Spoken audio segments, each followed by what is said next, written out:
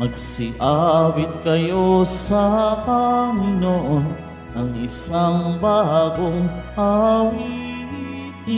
Magsiawit kayo sa Panginoon, buong sandaigdigan.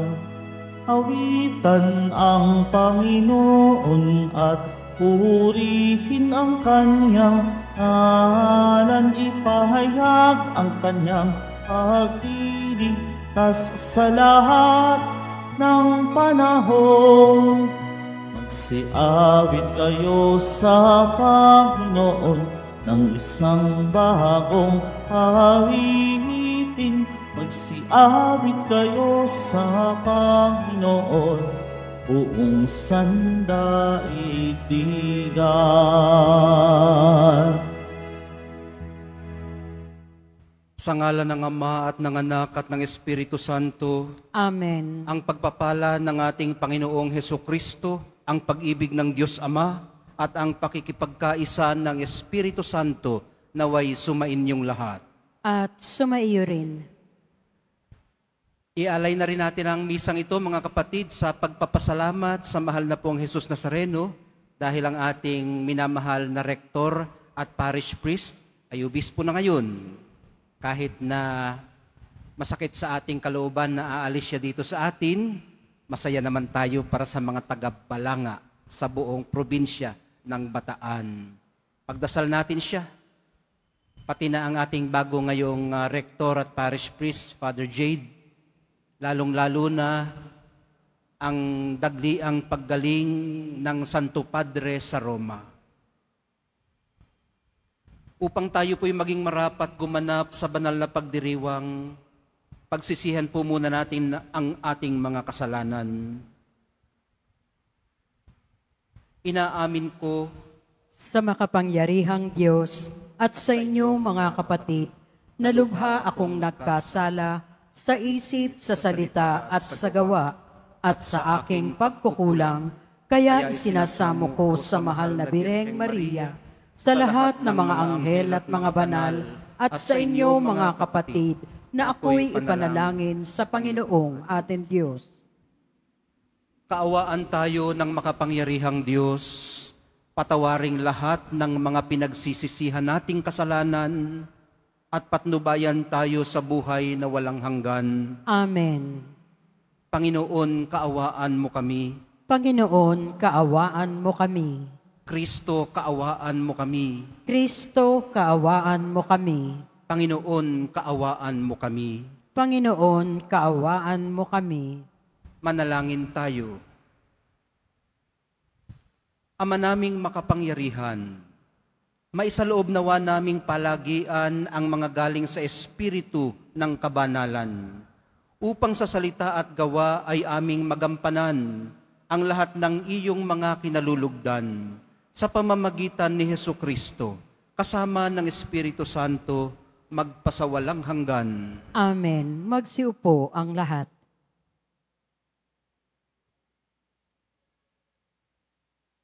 Pagbasa mula sa aklat ni Sirach. Anak ko, kung nais mong maglingkod sa Panginoon, humanda ka sa mga pagsubok, maging tapat ka at magpakatatag. Huwag kang masisiraan ng loob sa panahon ng kasawian. Manalig ka sa Panginoon at huwag kang lalayo sa Kanya.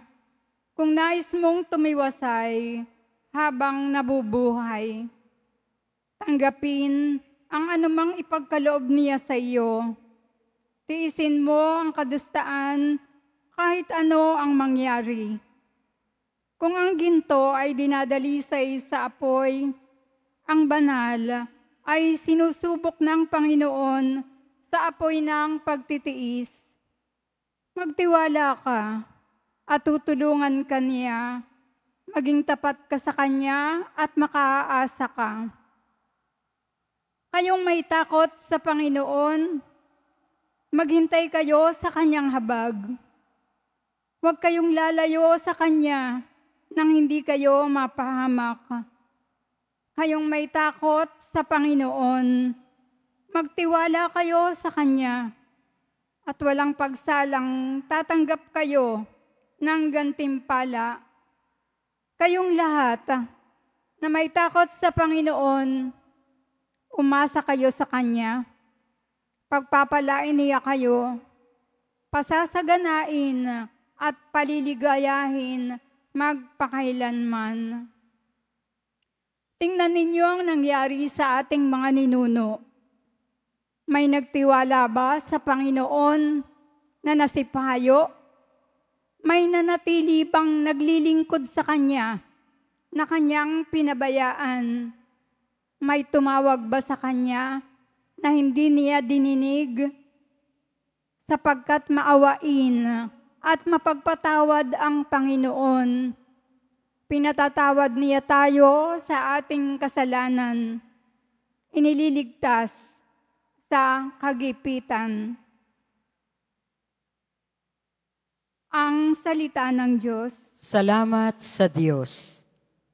Sarili sa Diyos ilagak at tutulungan kang ganap. Sarili sa Diyos ilagak at tutulungan kang ganap. Umasa ka sa Diyos ang mabuti gawin at mananahan kang ligtas sa lupain. Sa Diyos mo hanapin ang kaligayahan at ang pangarap mo'y iyong makakamtan. Sarili sa Diyos ilagak at tutulungan kang ganap. Iingatan ng Diyos, yaong masunurin, ang lupang minanay, di na babawiin.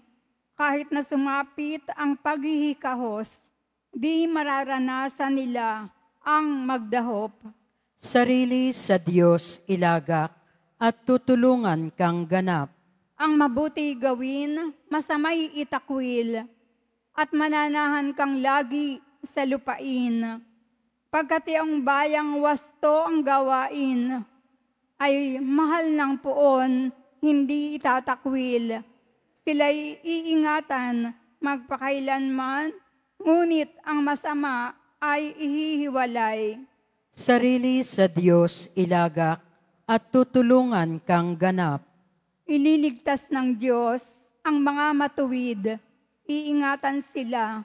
Pag naliligalig, ililigtas sila at Kanyang tutulungan. Laban sa masama, ipagsasanggalang, sapagkat sa poon, nangungubling tunay. Sarili sa Diyos ilagak at tutulungan kang ganap. Magsitayo po ang lahat.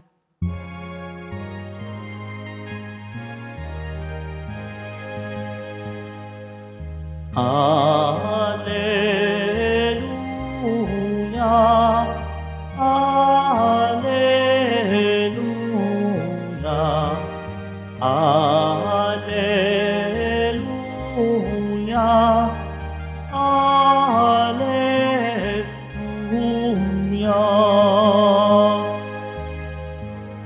Sa krus ni Kristo dinangal itong ating pamumuhay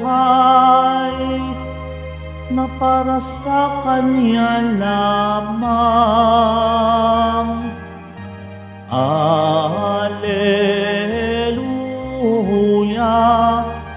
alleluia,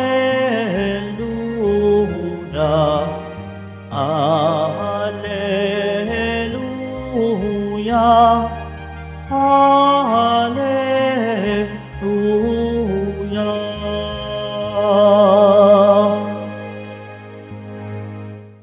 Sumainyo ang Panginoon. At sumaiyo rin. Ang mabuting balita ng Panginoon ayon kay San Marcos. Papuri sa iyo, Panginoon. Noong panahong yun, sinabi ni Jesus, sina Jesus at ang kanyang mga alagad ay nagdaan sa Galilea. Ayaw ni Jesus na malaman ito ng mga tao, sapagkat tinuturuan niya ang kanyang mga alagad. Sinabi niya, ang anak ng tao ay pagkakanulo at papatayin, ngunit muling mabubuhay sa ikatlong araw. Hindi nila naunawaan ang sinabi niya, ngunit natatakot naman silang magtanong sa kanya. At dumating sila sa Capernaum.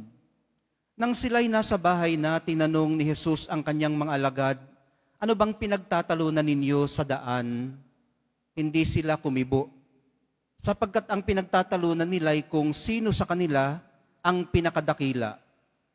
Naupo si Jesus, tinawag ang 12 at sinabi, ang sino mang nagnanais maging una ay dapat maging huli sa lahat at maging lingkod ng lahat. Tinawag niya ang isang maliit na bata at pinatayo sa harapan nila. Pagkatapos, kinalong niya ito at sinabi, ang sino mang tumanggap sa isang maliit na batang tulad nito, alang-alang sa akin, ay tumatanggap sa akin. At sino mang tumanggap sa akin, hindi ako ang kanyang tinatanggap, kundi ang nagsugo sa akin. Ang mabuting balita ng ating kaligtasan. Pinupuri ka namin, Panginoong Heso Kristo. Magsiupo ang lahat.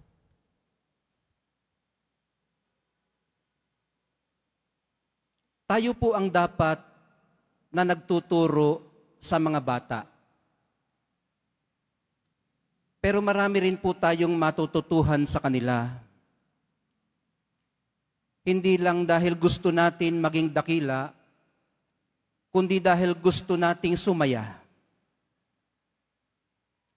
Hayaan natin silang dalisayin tayo ngayon sa kagustuhan nating ito hanggang sa tuluyan na maging malalim ang ating kasiyahan pababa sa tunay na kagalakan. Ano nga bang meron sa kanila? At sila ang inihalimbawa ni Jesus na dapat pamarisan. Una, masunurin po sila. Karamihan sa kanila. Well, ang iba siguro sa kanila. Kaya mahalaga pong alam natin ang tama para doon sila pasunurin. Ikalawa, marunong po silang umasa at magtiwala. Lahat siguro sa kanila, ano? Kaya importante pong tinutupad ang mga pangako sa kanila. Otherwise, madadala sila at mahihirapan na uling magtiwala. At ikatlo, mayroon po silang takot sa mas malalaki at mas malalakas kaysa kanila. Kaya critical pong hindi abusuhin ang takot na ito. Sa halip ay suportahan silang mangarap at himukin sa pag-asa. Kung pasaway ka ngayon, hindi marunong magtiwala, at wala nang kinatatakutan, maaaring sa mga aspetong ito ng pagkabata ka nasugatan ng husto. Maaari din namang ngayon na lang ito developmental, kumbaga. Ano't anuman, minsan lang po tayo naging bata. At hindi na po maibabalik ang pagiging inosente. Nahulog na po tayo sa kasalanan at naging bahagi na ito ng ating kalikasan. Pero hindi po ito nangangahulugang mananatili na lamang tayong pasaway, hindi sumusunod at walang isinasaalang-alang. Bukas po sa ating lahat ang pagkakataong magbago. Hindi man tayo ang maging pinakadakila, matutuhan man lamang po nating tanggapin ang ating kaliitan sa kaharian ng Diyos, kung saan hindi na tayo nalalayo. Para madaling tandaan, the only way up is down. The only way up is down. Sa lowliness ng isang bata, nadidisarm ang ating guards sa kanilang presensya. Hindi po ba? At na-evoke ang ating fatherly o motherly instinct. Ayun, nakikita ko isang baby. Parang gusto kong kargahin. Parang gusto kong protektahan. Parang gusto kong kisan sa noo. May na-evoke sa atin. Kahit na ang pinakamatatapang sa ating kalagitnaan, pinakamaton, pinaka-macho, pag nakakita ng isang baby, hindi maaaring hindi matutunaw sa admiration, sa adoration. Dahil tayong lahat ay mayroong instinct. Fatherly man yan o motherly man yan. At sana ito ang ma-evoke sa atin. Hindi yung instinct na magsamantala sa kahinaan ng mahihina. Ang mga bata po ay umaapila sa ating tenderness. Gaano ka man pinaging bato ng panahon at karanasan. Minamahal kong mga kapatid, napakahalagang elemento po ito sa paglagong espiritual. Alin pong ito? Ang tenderness, kahinahunan. Kung gusto po nating makapasok sa ating sarili at makipag-ugnayan sa iba ng totohanan. Delikado po sa kaluluwa ang kawalan ng tenderness. Kailangan pong durugin ang pusong bato. Palambutin ang matigas na kalooban, makiramdam ng malaliman, at yakapin ang kahinaan. Sa ganito pong paraan, mabibigyang daan ang pagdaranas at pagpaparanas ng tunay na pagmamahal. Kung paanong nagmamahal si Jesus. Himayin po natin ng kaunti ang ating mga nabanggit. Sabi natin kanina, mabibigyang daan ito ang tunay na pagmamahal. Yun po ang una. Essential ho ang tenderness sa pagmamahal. Ito po ang magbibigay katuturan kung pag-ibig mo ay tunay. Hindi namimilit, hindi namumuwersa, hindi nag-i-impose, hindi nagde-demand, just pure tenderness.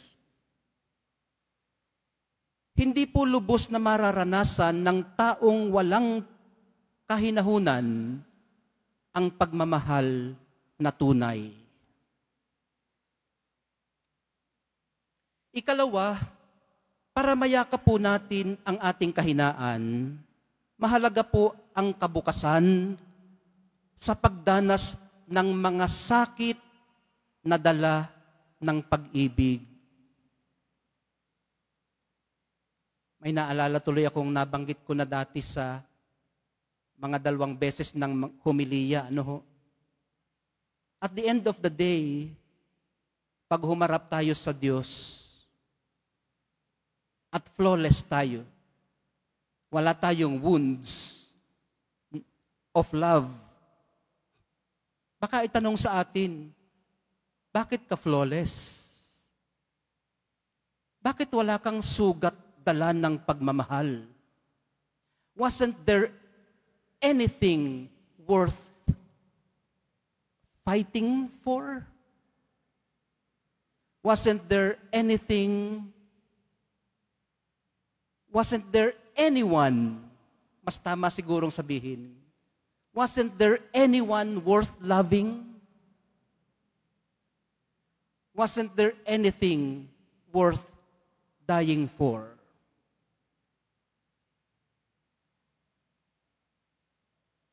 Mga kapatid, ang sakit na dala ng pag-ibig ang tumutulong sa atin para maging totoo tayo sa ating sarili. Dinadalisay po nito ang ating pakikipag-ugnayan. Kumbaga walang plastikan. Kung hindi ka nakaranas ng rejection, kung hindi ka nakaranas ng pagkapahiya, humiliation, kung napaka-flawless mo, baka napaka-flawless din ng ating pakikipag-ugnayan sa isa't isa. Kaya walang depth, walang authenticity. So, may redeeming factor din pala ang ating woundedness. Kung ang pangangailangan ay lugar para katagpuin tayo ng Diyos, kung ang pangangailangan ay pamamaraan para ang walang hanggan at ang may hangganan ay magtagpo sa iisang kalagayan, ang woundedness, ang behikulo ng ating paglagong espiritual at paghilom sa ating mga pinagdaanan. Ito rin ang magtutulak sa atin sa pagiging fully human, sa ganap na pagpapakatao. Ikatlo, mga kapatid, katangian po itong mabathala. Ang tenderness ay isang godly trait. Ang kapasidad po natin sa kahinahunan ay sumasalamin sa godliness na ito. Kaiba sa pagiging lambutin, ang kahinahunan po ay tunay na kalakasan. Ulitin ko lang,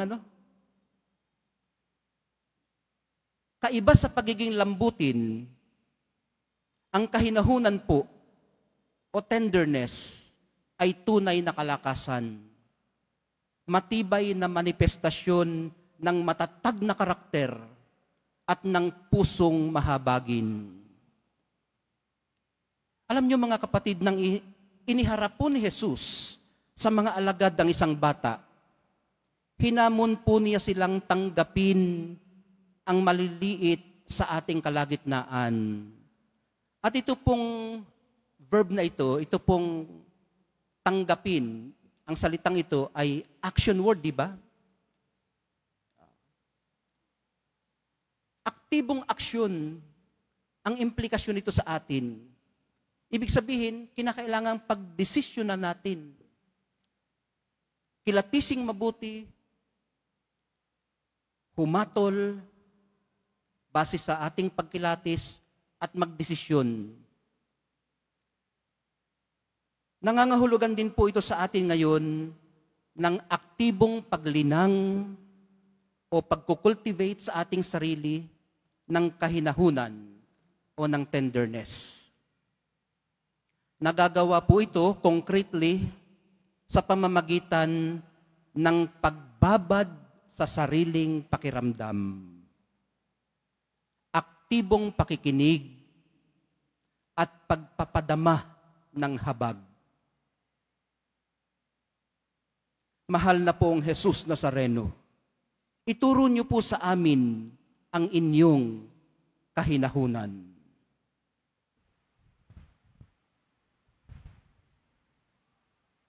Magsitayo po ang lahat.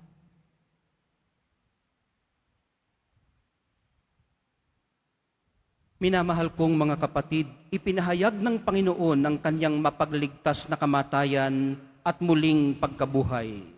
Sa pamamagitan niya ang mapagpakasakit na lingkod, dalhin natin ang ating mga petisyon sa Ama ng lahat ng habag. Sa bawat pagdadala ang atin pong dalangin, mahabaging Diyos, basbasan mo ang iyong mga anak. Mahabaging Diyos, basbasan mo ang iyong mga anak.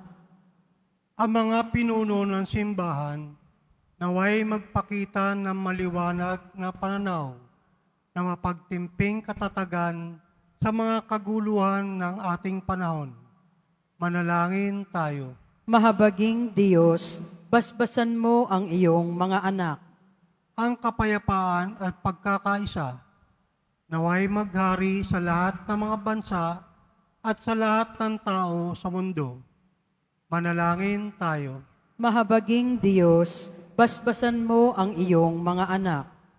Atin nawang mapagtanto na hindi matatagpuan sa kapangyarihan at pagiging kagalang-galang ang tunay na kadakilaan, kundi makikita lamang ito sa paglilingkod sa kapwa. Manalangin tayo.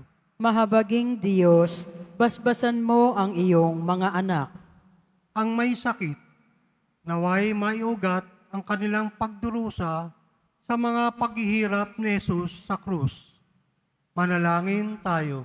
Mahabaging Diyos, basbasan mo ang iyong mga anak. Ang mga nauna na sa ating mga yumao, naway tumanggap ng kapatawaran sa kanilang mga kasalanan. Manalangin tayo. Mahabaging Diyos, basbasan mo ang iyong mga anak. Sa ilang sandali ng katahimikan, ating ipanalangin ang iba pang mga pangangailangan ng ating pamayanan. Gayon din ang mga intensyon na inialay sa ating misa sa araw na ito at isama rin natin ang ating mga pansariling kahilingan. Manalangin tayo. Mahabaging Diyos, basbasan mo ang iyong mga anak. Makalangit na Ama, bigyan niyo po kami ng katapangan upang tanggapin ang mga paghihirap na dumaraan sa aming buhay. Akayin niyo po kami sa kaganapan ng kaligayahan sa iyong presensya. Hinihiling namin ito sa pamamagitan ni Kristong aming Panginoon. Amen. Magsiupo ang lahat.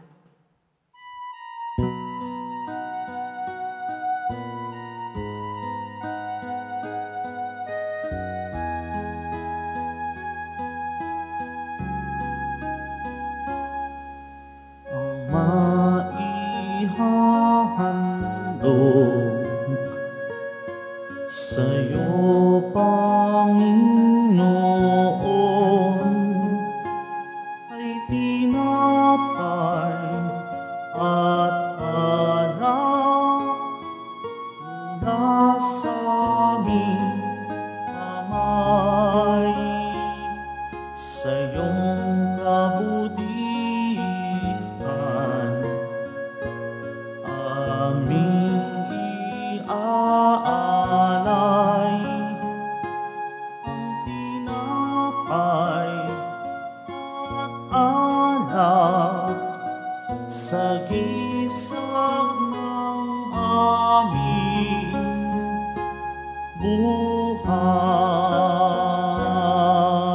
Magsitayo po ang lahat.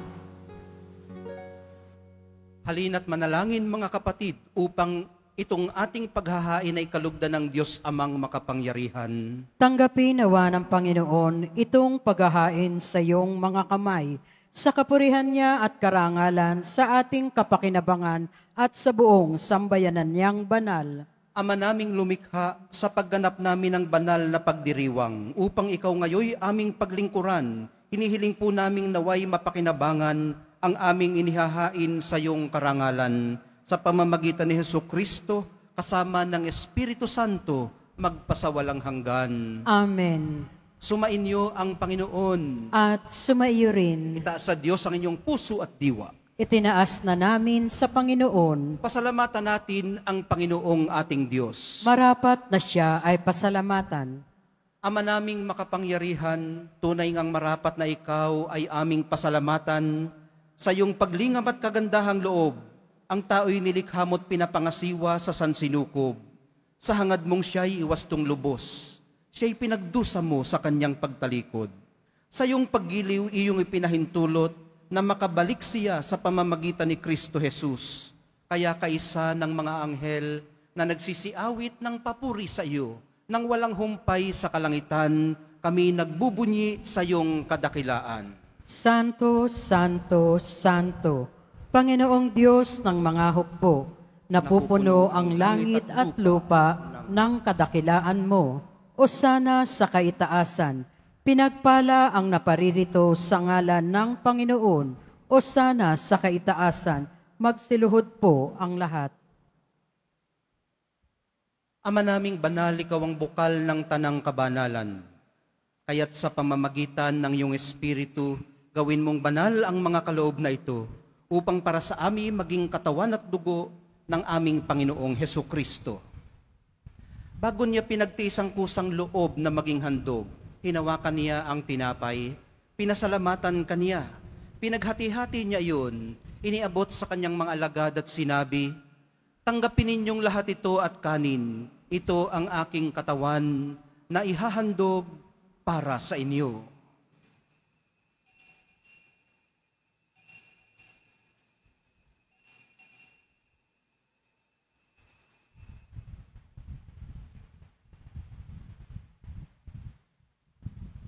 Gayon din naman, nung matapos ang hapunan, hinawakan niya ang kalis. Muli kanyang pinasalamatan. Iniabot niya ang kalis sa kanyang mga alagad at sinabi, "Tanggapin ninyong lahat ito at inumin. Ito ang kalis ng aking dugo, ng bago at walang hanggang tipan. Ang aking dugo na ibubuhos para sa inyo at para sa lahat. Sa ikapagpapatawad ng mga kasalanan, gawin ninyo ito sa pag-alaala sa akin."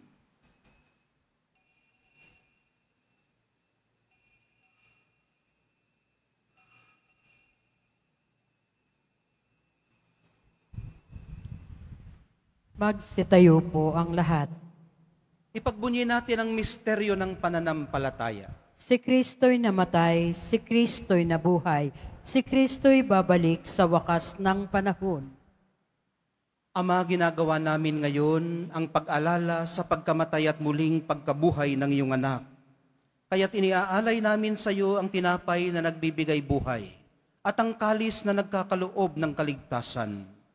Kami nagpapasalamat dahil kami yung minarapat na tumayo sa harap mo para maglingkod sa iyo. Isinasamo namin kaming magsasalo-salo sa katawan at dugo ni Kristo ay mabuklod sa pagkakaisa sa pamamagitan ng Espiritu Santo. Ama, lingapin mo ang iyong simbahang laganap sa buong daigdig. Puspusin mo kami sa pag-ibig. Kaisa ni Francisco na aming Santo Papa at ni Jose naming Arsobispot ng Tanang Kaparian. Alalahanin mo rin ang mga mahal namin sa buhay na nahimlay nang may pag-asang sila'y muling mabubuhay, gayon din ang lahat ng mga pumanaw.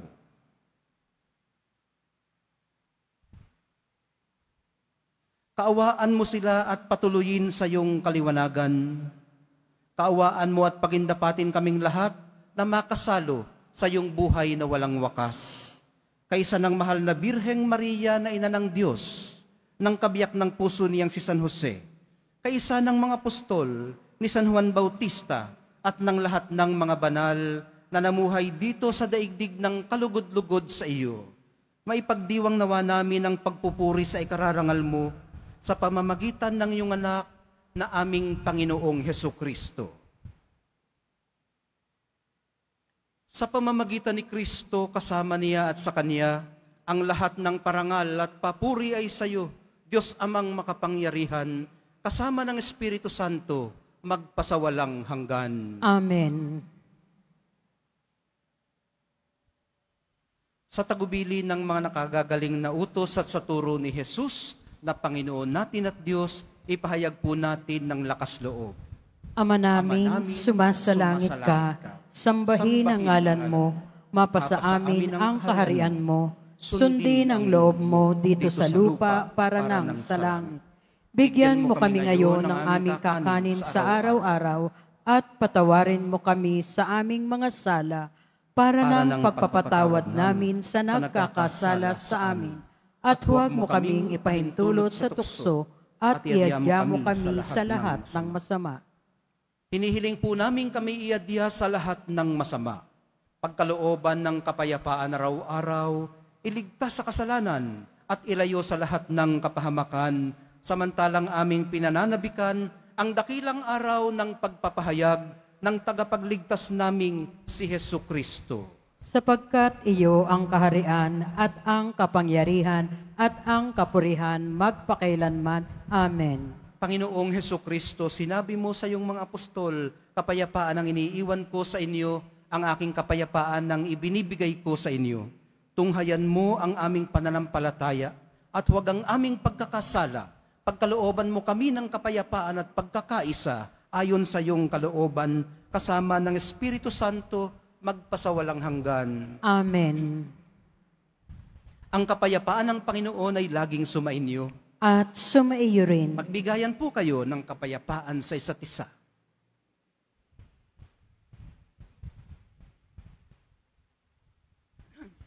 Kordero ng Diyos na nag-aalis ng mga kasalanan ng sanlibutan, maawa ka sa amin. Kordero ng Diyos na nag-aalis ng mga kasalanan ng sanlibutan, maawa ka sa amin. Kordero ng Diyos na nag-aalis ng mga kasalanan ng sanlibutan, ipagkaloob mo sa amin ang kapayapaan, magsiluhod po ang lahat.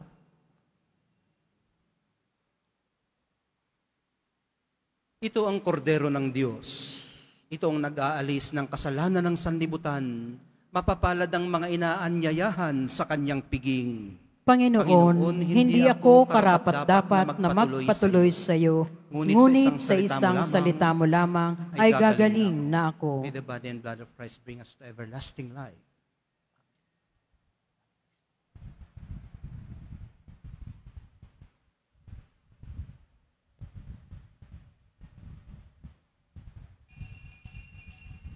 Para sa lahat ng tatanggap ng banal na komunyon, sasagot po tayo ng amen pagkasabi ng pare o lay minister ng katawan ni Kristo at isubo agad sa bibig bago umalis sa harapan ng pare o lay minister. Sumunod po tayo.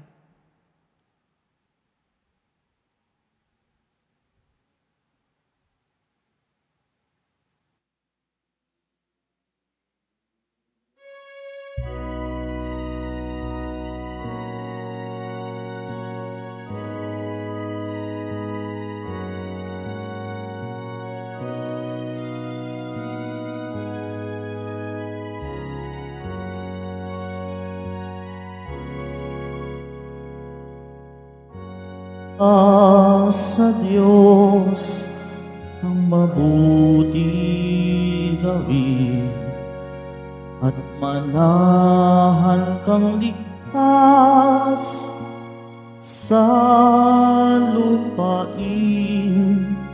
Sa Diyos mo hanapin ang kaligayahan at pangarap mo ay makakamtan.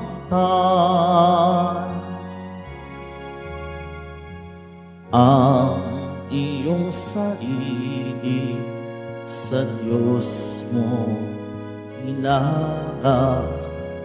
Pag nagtiwalay, tutulungan kang ganap. Ang kabutihan mo ay magliliwanag katulad ng araw kung tanghaling tapat. Umasa ka sa Diyos ang mabuti gawin at manahan kang ligtas sa lupain. Sa Diyos mo hanapin ang kaligayahan at pangarap mo ay makakamtan. Sa harap ng Diyos pumanatag ka, maging matiyagang maghintay sa Kanya.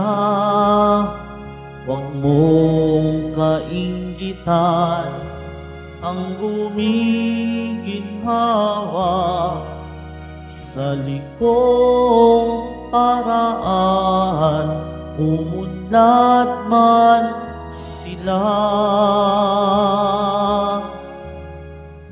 Umasa ka sa Diyos, ang mabuti gawin, at manahan kang ligtas sa lupain.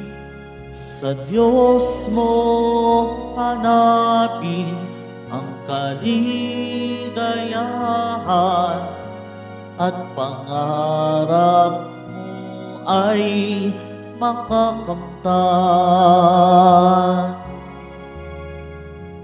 Ang iyong sarili sa Diyos mo ilagak, pag nagtiwalay tutulungan kang ganap.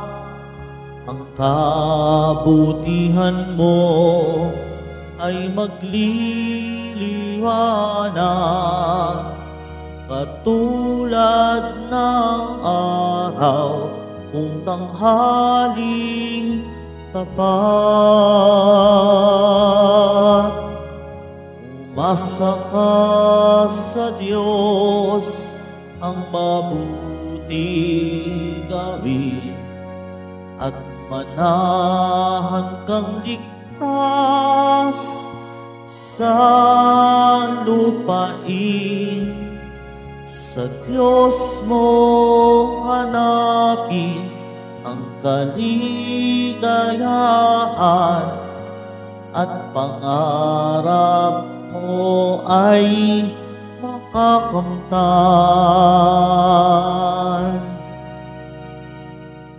At pangarap mo ay makakamtan.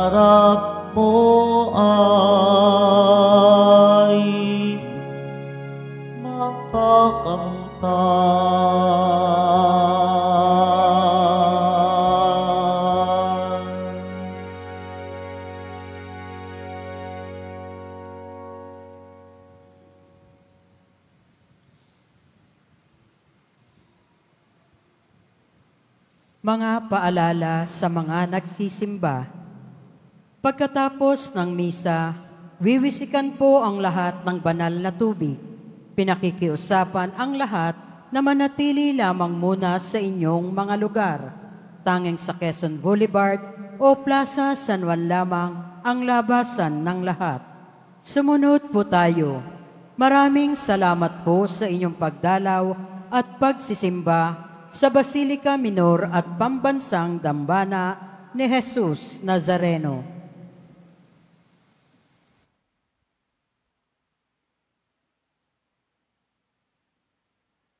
Magsitayo po ang lahat.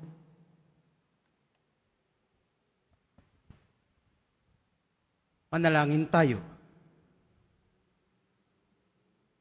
Ama naming mapagmahal, ipagkaloob mong aming mapakinabangan ang dulot na kaligtasan ng aming pinagsaluhan bilang sangla ng iyong tiyak na pagsagip sa tanan sa pamamagitan ni Hesukristo kasama ng Espiritu Santo magpasawalang hanggan. Amen. Sumainyo ang Panginoon. At sumaiyo rin.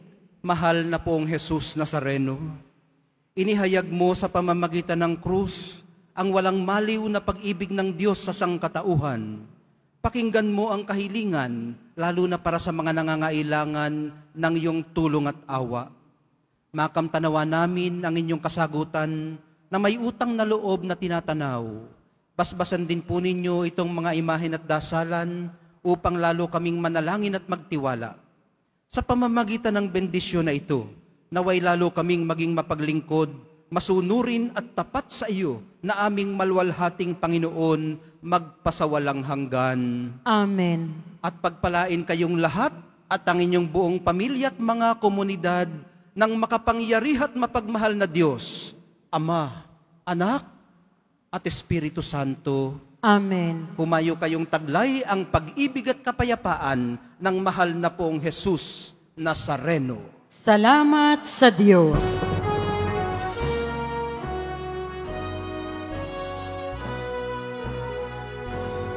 Nuestro Padre Jesus Nazareno, sinasamba ka namin. Pinipintuho ka namin.